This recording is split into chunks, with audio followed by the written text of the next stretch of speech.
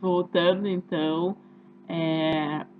por que é que surge a linguística textual como uma corrente dos estudos linguísticos? Normalmente, não sempre, né?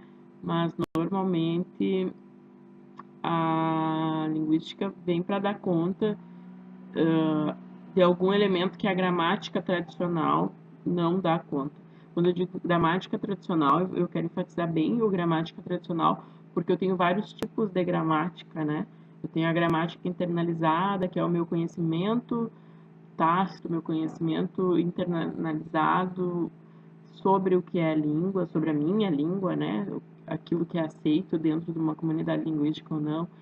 Eu tenho a gramática que é prescritiva, que está relacionada à gramática tradicional, que é a gramática das regras. Eu tenho a gramática descritiva, que descreve os diferentes usos, sejam falares, sejam escritos, né, da língua, e tenho outras classificações de gramática também. Bom, dizendo isso para contextualizar vocês de que há muitos elementos da língua, muitos usos que a gente faz da língua, que a gramática tradicional, tal como ela é ensinada, nos é ensinada, ela não dá conta, né? Vamos pegar um exemplo aqui bem bobinho, assim, sabe? Quando a gente aprende as conjunções, a gente aprende que o E, a conjunção E sempre vai ter valor de adição, né? Ela vai ser uma conjunção aditiva. A gramática tradicional nos diz isso. Mas a gramática de usos, né, ou os outros pontos de vista da linguística, eles vão dizer que, olha, nem sempre. Por quê? Porque o E, em determinados usos, ele pode ter um valor de adversatividade, de oposição. Vou dar um exemplo para vocês.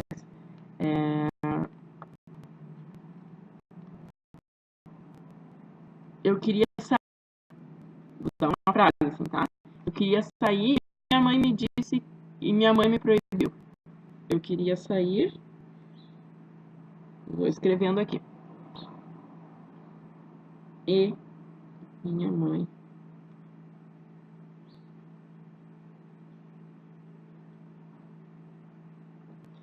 Tá? Vamos ver se foca. Eu queria sair e minha mãe me proibiu. É um uso mais da fala, né? Porque na escrita a gente colocaria minha mãe me proibiu de fazê-lo, ou minha mãe me proibiu de sair de casa. Mas nesse uso aqui, eu tenho um E, né? Que não vai dar a ideia de adição de elementos, ele vai dar a ideia de oposição. Eu poderia substituir, eu queria sair, mas minha mãe me proibiu.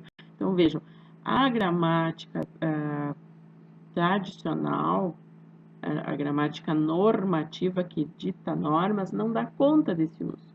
E aí, nesse contexto em que surge a linguística textual, né? Que tem o seu primeiro autor, seu primeiro grande autor, o Weyrich, bem sobrenome alemão, por isso vocês já podem deduzir que a linguística textual surge na Alemanha. Eu falei para vocês de vários autores, né, de outras unidades, e cada corrente vai ter o seu surgimento, o seu ápice em determinados países. A linguística textual, no seu começo, na Alemanha, né? Então, eles se deram conta, o Weyrich e outros autores posteriormente se deram conta de que a gramática não dava conta, né? Não conseguia abarcar todos os fenômenos, não conseguia explicar os fenômenos da língua, né? Da língua usada, porque língua é língua usada, né? A gente usa a língua, senão ela não existe. E aí surgem essas outras explicações, né? Alternativas de abordagem da língua. Quando eu falo língua, eu estou falando de toda e qualquer língua. Né? Vocês podem entender como língua portuguesa, língua espanhola, língua francesa, ou língua materna, língua 2, língua meta, língua alvo, língua adicional. Língua adicional, de um ponto de vista das línguas adicionais, é tudo aquilo que não é o materno, vai ser adicional, né? Tá. Então, nesse contexto, surge a linguística textual, que tem várias abordagens, né, dos fenômenos da língua. Mas nós, nesse momento, vamos nos focar nos fatores de coesão e coerência. E esses fatores de coesão e coerência, eles integram o que a gente costuma chamar de fatores de textualidade. Tá? Os fatores de textualidade, se eu não me equivoco, eles foram propostos primeiramente por Bogrand e Dressler. E aí são 7 fatores de textualidade. O que é fator de textualidade? São fatores que minimamente uma produção, não necessariamente todos esses fatores, mas pelo menos alguns ou algum, uma produção oral, escrita, deve ter para que seja considerado um texto. O primeiro a priori que a gente tem para considerar determinada produção texto ou não é o critério de sentido. Eu faço a pergunta, isso faz sentido? Tem sentido? Não é faz sentido para mim, né?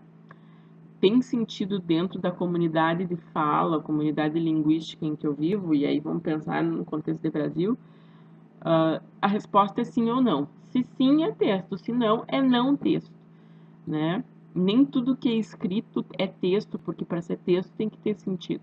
E aí, quando eu me pergunto qual é o sentido, eu já estou assumindo que aquilo é um texto, porque para ter sentido tem que ser texto.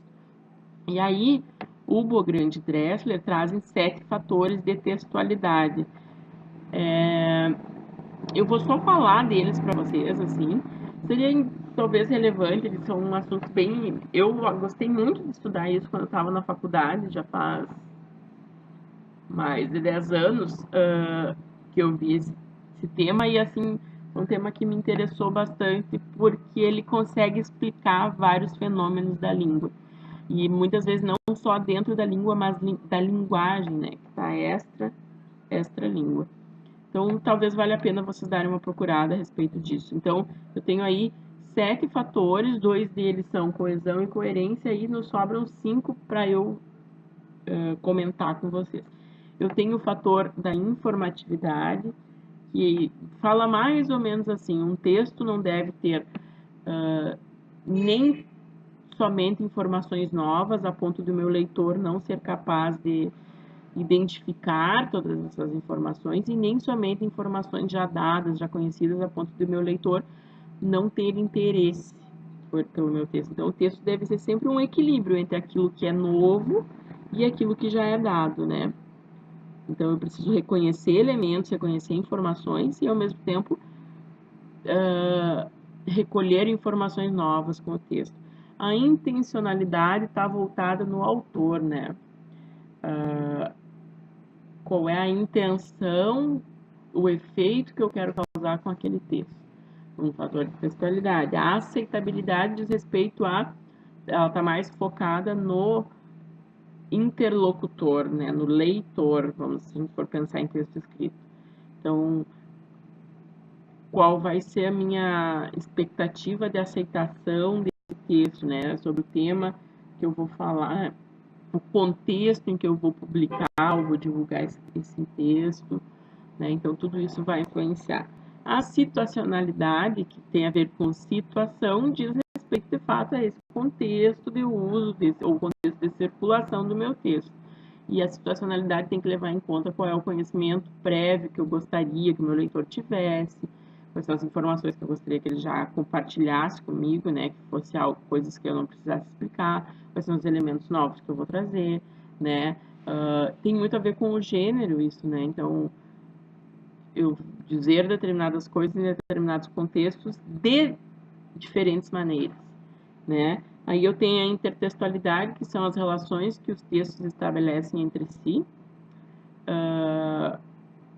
Vou dar um exemplo para vocês agora que me surgiu da intertextualidade, que talvez vocês já viram, eu acho, a propaganda que passa, não sei se passa em outros canais, mas passa na Globo, agro é tech, agro é pop, agro é tudo, né? Então, eu vou pegar só a frase do agro é pop, tá? Espero que dê para enxergar. Essa é a letra de professora. Agro é pop. E aí, lá pelas tantas, eu vi no Facebook, o agro é pop. E aí, depois diz assim, o pop não poupa ninguém.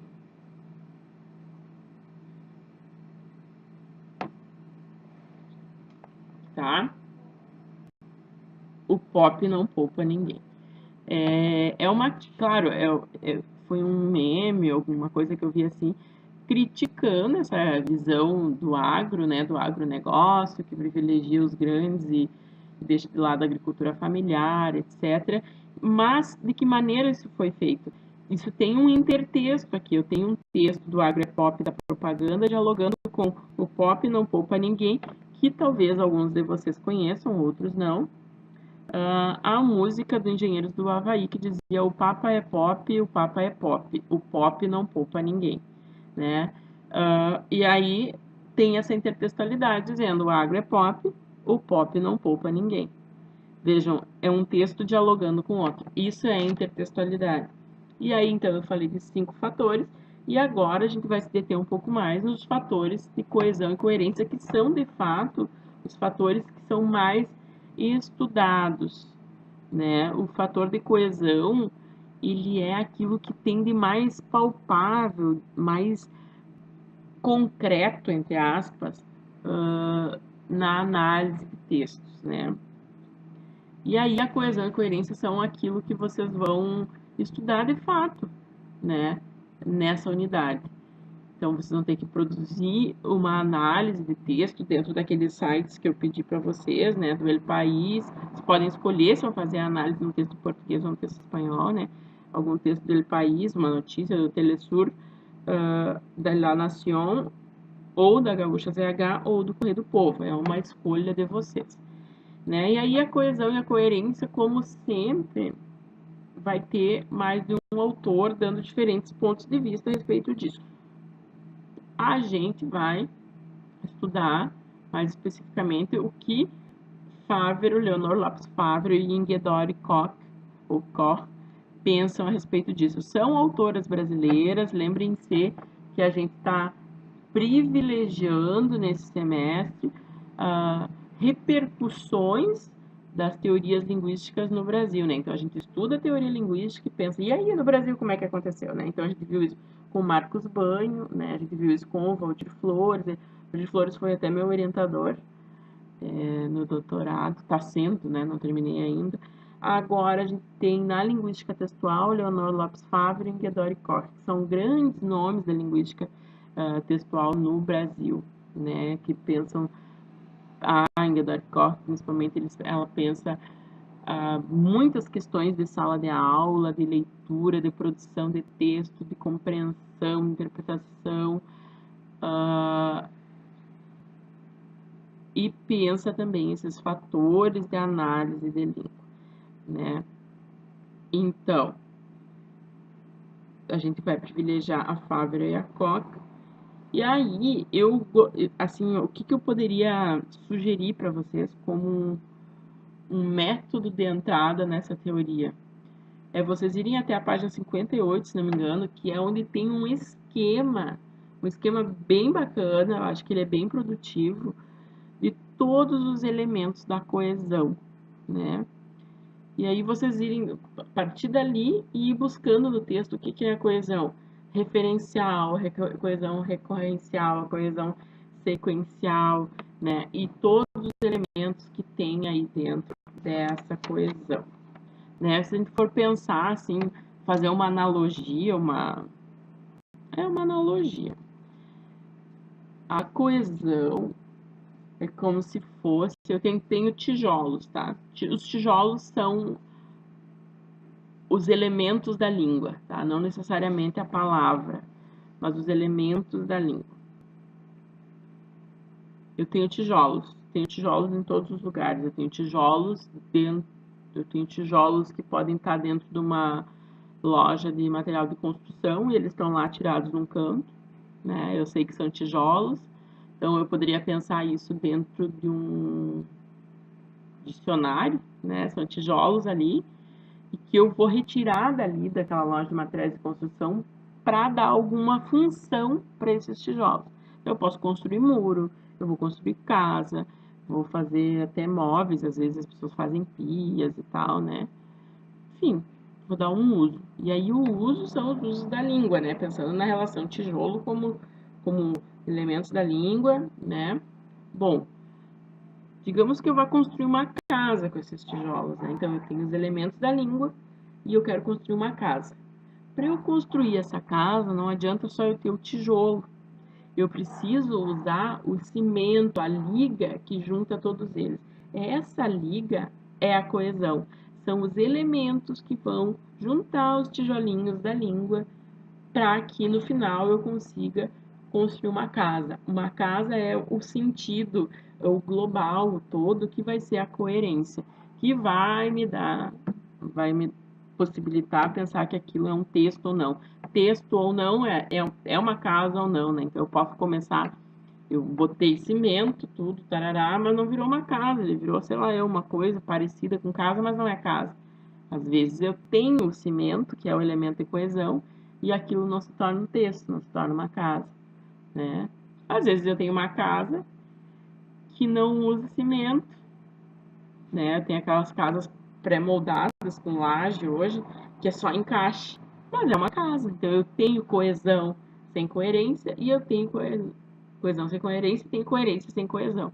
Vocês podem até procurar isso na internet, textos com coesão, mas sem coerência, e textos com coerência, mas sem coesão. Então, pensando sempre que a coesão, que é aquilo que é mais analisável, de fato, dentro de um texto, é o cimentinho, é a liga que vai grudar um tijolo no outro, né? Que vai me permitir avançar e, eventualmente, retomar, né? Então, dentro da coesão, principalmente, o que vocês vão analisar no texto que eu pedi para vocês fazerem essa tarefa, são os elementos de coesão, basicamente. E aí vocês vão ter que escolher uma das coesões entre a referencial, a recorrencial e a sequencial, né? Em todos os seus desdobramentos, né? Então, o que isso significa? Dentro da referencial, por exemplo, a coesão referencial é a coesão que faz referência a outros elementos dentro do texto. Tudo sempre vai ser dentro do texto, tá? Aí eu vou ter a coesão referencial por substituição, que é eu vou substituir um elemento que está no meu texto por outros, né? Ou por reiteração, que é uma retomada. Eu vou conservar uma parte daquele elemento e vou retomar. E aí eu vou ter a repetição do mesmo item lexical, né? A repetição da mesma palavra. Eu vou ter o uso de sinônimos. Eu vou ter as expressões nominais definidas, que eu achava interessantíssimo quando eu estudei isso, né? Que eu estou me referindo ao mesmo elemento, mas estou usando outras palavras. Por exemplo, um texto que fala da Xuxa, tá? Aí lá pelas tantas, eu não quero mais usar a palavra Xuxa, porque isso vai demonstrar a minha pobreza vocabular, né? Então eu posso colocar a rainha dos baixinhos, ou eu posso colocar a mãe de Sasha, ou eu posso colocar a Santa Rosense, posso colocar também a ex-namorada de Pelé, né? Então, se eu consigo compartilhar de quem é que eu tô falando, que eu tô falando de Xuxa dentro daquele texto, né? E eu trago todos esses elementos que são expressões nominais definidas, eu tô tendo uma riqueza vocabular, eu tô qualificando o meu texto, né? Aí eu tenho o uso de perônimos, de hipônimos, de expressões generalizadas dentro da coesão referencial. Eu gosto mais, eu acho mais fácil, se é que existe uma facilidade, mas eu acho mais tranquilo de achar a coesão mais tranquilo e mais produtivo, no sentido de que tem mais a coesão referencial nos textos. Eu prefiro. Bom, tudo isso que eu falei é coesão referencial. Aí eu tenho a recorrencial e a sequencial, que tem diferenças, mas às vezes a gente tem dificuldade de encontrar, porque as duas fazem o texto progredir. Então a referencial é para trás, eu volto, né? Eu faço referência a alguma coisa que pode ser para trás, normalmente vai ser para trás, que é a anáfora, né? E pode ser para frente, que vai ser a catáfora, mas é mais comum a referencial, que é para trás. E eu tenho a recorrencial e a sequencial. As duas fazem o texto andar para frente. Então, dentro de um texto tem esses movimentos que são constantes. Eu tenho que retomar o conhecido e seguir adiante. Retoma o que já se tem, vai adiante. Então, como se fosse um passo para trás, dois para frente. Um passo para trás, dois para frente. Esse é o movimento do texto, né? E aí a coesão recorrencial, ela faz a progressão textual, faz o texto progredir, mas ela também retoma um pouco. E a sequencial, ela dá jeito só da progressão, sem retomada, né? Então, a recorrencial, ela vai ter meio que uma mescla do novo, que é a progressão, e do velho, que é a retomada, que é a recorrência, né? E aí, dentro disso, eu tenho alguns fenômenos, né? Os tipos, como é que eu posso fazer essa recorrência? Por paralelismo, né? Que é a repetição de mesma estrutura. Normalmente o paralelismo ele vai ser sintático ou vai ser léxico, né? Repetição de palavras. Tem uma música, não me lembro como é que... É uma música, mas ela é mais falada, que é do... Não sei se é do Titãs ou se é do Arnaldo Antunes. E aí ele fala vários nomes de doenças, assim, sei lá. Gripe, toxoplasmose, diarreia, não sei o que. E aí tem uma frase que se repete, e o pulso ainda pulsa. E aí, sei lá, fome, miséria, divisão, preconceito, racismo, não sei o que, e o pulso ainda pulsa. Então eu tenho um paralelismo aí, que é uma mostra da coesão recorrencial, né? Dando um exemplo para vocês. Eu tenho a paráfrase que vai ser um paralelismo semântico, né, que mantém uma relação de sentidos. Quando eu falo de semântico, eu falo de sentidos. Eu vou ter recursos fonológicos, como ritmo, como repetição de sons, né?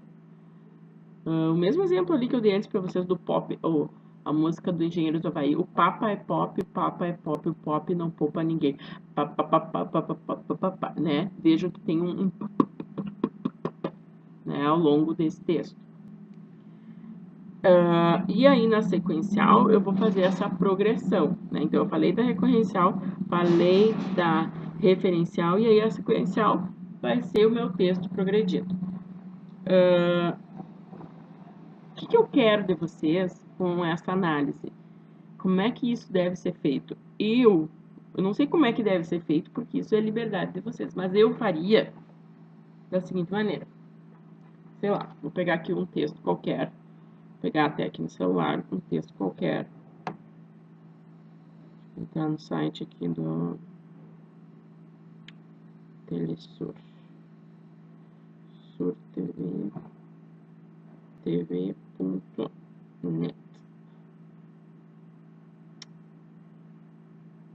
surtv.net.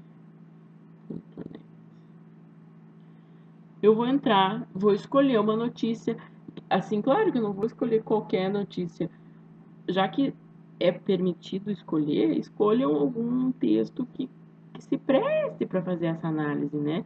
E aí eu vou pegar, aqui, por exemplo, ó, tem uma chamada aqui, veja, abri aqui, não dá para ver, né? Enfim, tá escrito aqui, ó. Tropas de Estados Unidos realizarán ejercicios militares en Argentina. Aí começa assim, ó. El mandatário argentino Mauricio Macri. Eu tenho aí el mandatário argentino Mauricio Macri, então eu tenho um elemento central que é Mauricio Macri. E tenho antes el mandatário argentino. Eu já sei que esse tipo de coesão aqui, por exemplo, ele é uma coesão referencial do tipo expressão nominal definida. Por quê? Porque mandatário argentino está retomando, né? Está reforçando características de Maurício Macri, entende? Pode estar do lado, ele está um grudado no outro. Ele mandatário argentino Maurício Macri autorizou, tarará, tarará, tá um do lado do outro.